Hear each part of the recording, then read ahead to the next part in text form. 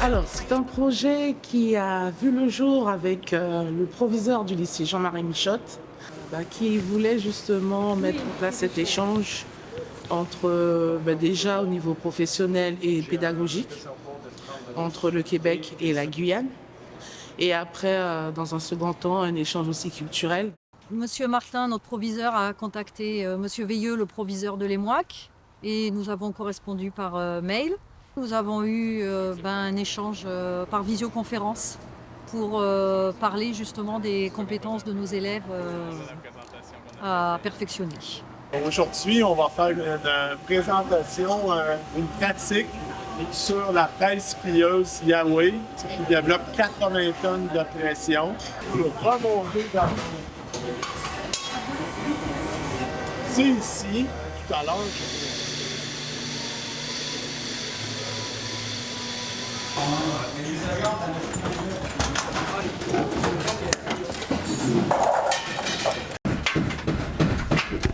Un tableau électrique pour mettre le réglage de la température du chauffage.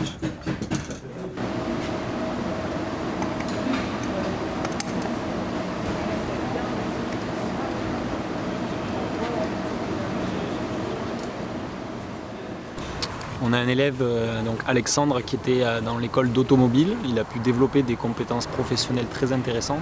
Il a expliqué en fait aux autres élèves quelque chose qu'il avait dû réaliser avec des camarades.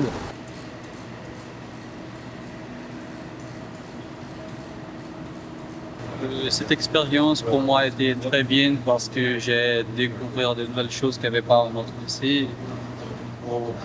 L'objet, par exemple, celui-là qu'on peut voir ici. Oui. Le moteur qui est bien exposé ici, on peut voir, c'est plus facile pour utiliser. Et parce que c'est pas dans la voiture, donc c'est plus facile et on n'a pas ça. Les méthodes pédagogiques en fait sont différentes. Sont différentes, oui. Et aussi on a des choses aussi qu'on n'a pas là-bas, comme par exemple Des machines. Des nouvelles machines. Et quand on rentre ici, on observe qu'il y a beaucoup de voitures. Les différents modèles. Voilà. C'est ça. Plusieurs voitures différentes qu'on a. Et ça fait pas entre les voitures françaises que nous on a. Oui, c'est ça. C'est vrai. Donc au début, on a cru que ça allait être difficile. Mais c'était difficile. On a réussi. Ah ouais, ça va. Vraiment, un enseignant seul avec les 3 candidats dans un atelier, puis on leur fait faire vraiment un gros montage ou un gros laboratoire.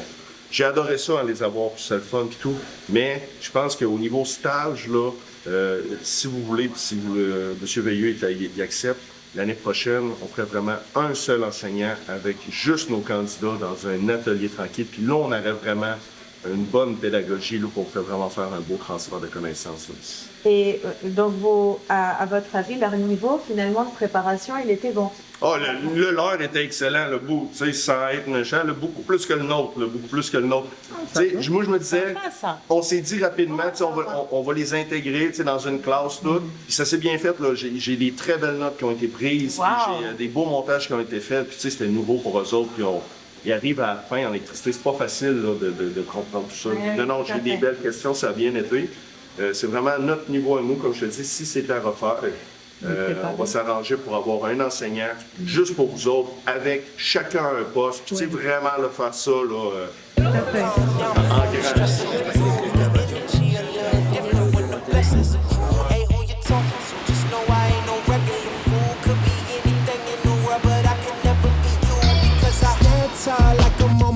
Toes, baby, you think a little too small. I got big goals, baby. Ain't where the money at. Look, I just need the info. Pronto, I go get it.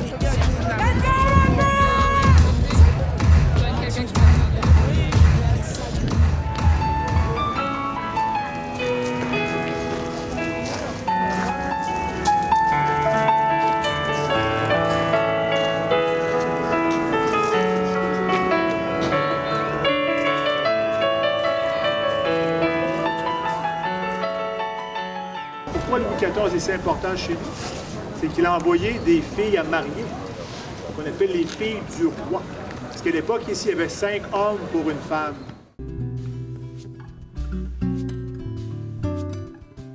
Vous avez déjà rencontré les élèves du CDFM, les élèves de la Guyane. Je voulais, à mon tour, vous souhaiter la bienvenue ici au CDFM, vous dire qu'on était content de vous accueillir, on était content de pouvoir faire des activités. L'accent, ça va? Oui. Ah, très bien. Ça fait déjà 2 semaines que vous êtes ici. Hein? Vous êtes habitués? C'est parfait. Non. Ça va être pris dans un livre par les grands-parents? Comment ça se passe? Non, c'est souvent des histoires que nos parents nous racontent. La tradition orale. Comme par exemple, il n'y a pas si longtemps, mon mentor m'a montré comment faire pour... Savez-vous à quoi ça sert, ce truc? À tanner la peau. Mon mentor m'a montré comment s'en servir, comment le créer. Ben moi, j'étais à l'école à Wendake, à l'école primaire ici. Puis il y avait des cours qui nous racontaient des légendes, il y avait des cours de langue Wenda. Donc l'école de Wendake nous apprend encore beaucoup sur notre culture. J'ai vécu sur la réserve toute ma vie. J'ai eu la chance que mon père me montre beaucoup de choses sur notre culture. Je pense que j'ai quand même un rôle aussi à jouer quand on connaît, d'en partager avec d'autres. Nous, c'est ça notre rôle, c'est d'aller chercher les informations, puis continuer à en parler et de partager. Voilà. C'est beau ça, ce que j'ai dit? Every child matters. Chaque enfant compte. C'est la journée. Ouais, donc, ils ont créé un chandail orange. Pourquoi orange? C'est parce que c'est une petite fille qui devait partir dans un pensionnat. Elle avait un gilet orange cette journée-là, puis ils lui ont tout enlevé, ses vêtements, ses choses. Donc, depuis ce temps, on désigne le orange comme la journée pour reconnaître tous les enfants qui sont disparus dans les pensionnats, qui sont morts là-bas, ou qui sont revenus, mais avec beaucoup de traumatisme. Et c'est ça, le 30 septembre, chaque année, c'est une journée qui est dédiée aux jeunes autochtones disparus. Puis quand on parle du orange, ben, on est compatisant à cette cause.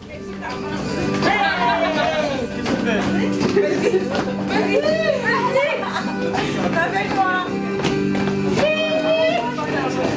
Non,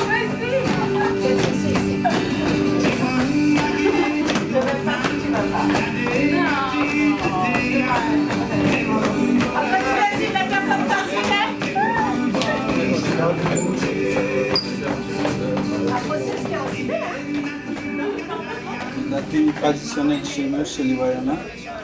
Cette tenue nous représente qu'on est guerrier quand on porte cette tenue. Et pour les femmes, on le met comme ça, pour les femmes. Et pour les hommes, je vais vous montrer. On le met comme ça. Et puis, le kalembe va passer à travers pour venir derrière, pour mettre comme ça. Ce sont des perles symboliques, appelées chez nous le kasulu. Les Bushinengue sont des esclaves africains rebelles qui ont fui la guerre au XVIIIe siècle. Bushinengue, qu'est-ce que ça veut dire? Ça veut dire les Noirs marrons originaires de la Guyane hollandaise. Je suis Arawak et aujourd'hui je vous présente ma tenue traditionnelle. Du coup, cette tenue-là, il y en a différentes, mais celui-là, je l'ai choisi. Ma mère a choisi plutôt. Du coup, je le porte lors du mariage, des cérémonies traditionnelles, ou encore lorsque il choisit un nouveau capitaine.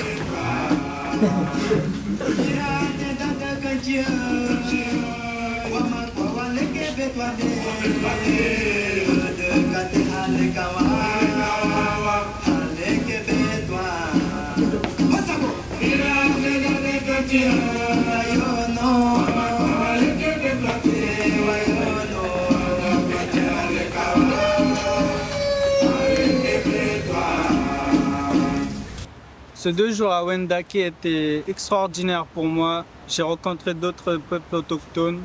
Je suis trop fier de moi parce que j'ai pu partager ma culture. Et je suis fier de moi, c'est tout.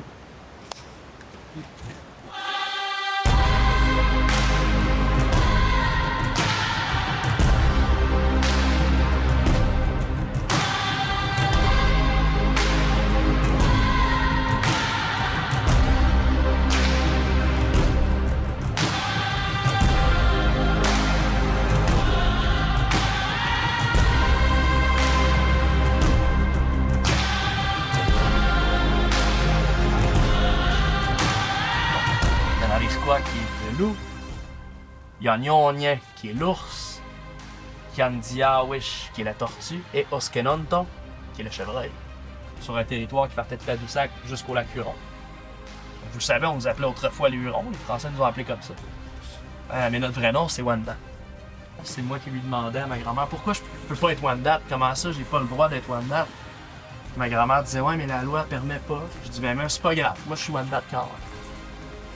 Puis j'ai rencontré les Autochtones de l'Australie, je leur ai parlé, j'ai échangé avec eux, les Autochtones de la Nouvelle-Zélande, des Maoris. Puis toutes les choses qu'on a vécues, qu'on dit, il doit juste avoir nous autres qui avons vécu des choses aussi terribles. Ils l'ont vécu aussi. Puis on chacun trouvé leur façon de survivre. On a survécu à notre façon. La meilleure chose qui peut nous arriver, c'est d'apprendre de l'autre façon de l'autre d'avoir survécu. Peut-être qu'ensemble, on est capable de tous s'entraider. Donc faut pas se gêner de se parler entre nous, faut pas se gêner d'interagir pour être bien certain d'être confiant de qui on est. Les 2 jours que j'ai passé au CDFM étaient bien. Avant, je m'intéressais pas beaucoup sur ma culture. Maintenant, je m'intéresse parce qu'on a entendu des histoires qui sont très similaires à la nôtre. Et je remercie les gens qui nous ont accueillis.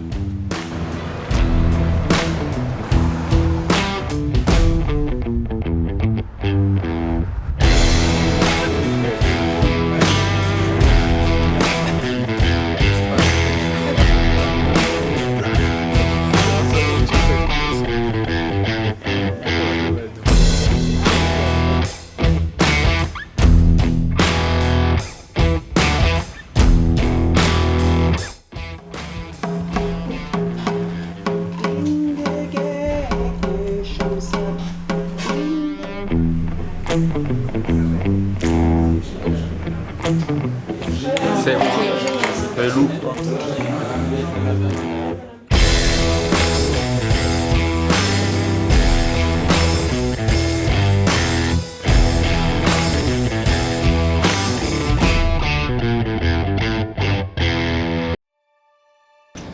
Comme j'ai dit, peut-être je reviendrai ici un jour pour continuer mes études ou travailler, je sais pas. Ça vaudra bien et en plus de connaître les gens ici. Et en fait, je voulais dire que venir ici, c'est très important pour moi parce que j'ai appris des choses que je pense que je vais ramener en Guyane et partager avec les autres aussi, toutes les connaissances que j'ai apprises ici. En fait, moi aussi, je vais partager avec les gens du Michotte. Si quelqu'un vient parler avec moi, je vais partager avec lui, je vais montrer qu'est-ce que j'ai appris ici et il ne faut pas avoir peur de sa nationalité. Si tu es guyanais, français, autochtone, palico, on est tous ensemble, donc il ne faut pas avoir peur. J'ai trop aimé être au Canada parce que j'ai découvert de nouveaux amis, des personnes avec qui j'avais jamais rencontré en Guyane. Et qu'une fois arrivé là, c'est là qu'on voit qu'il y avait des personnes qui nous ressemblaient, comme quelqu'un qu'on appelle Mojumo. Il y avait aussi des musées qui étaient super, comme à Wendake, des personnes qu'on a rencontrées. Moi, j'ai trop aimé parce qu'ils nous ont donné des vêtements.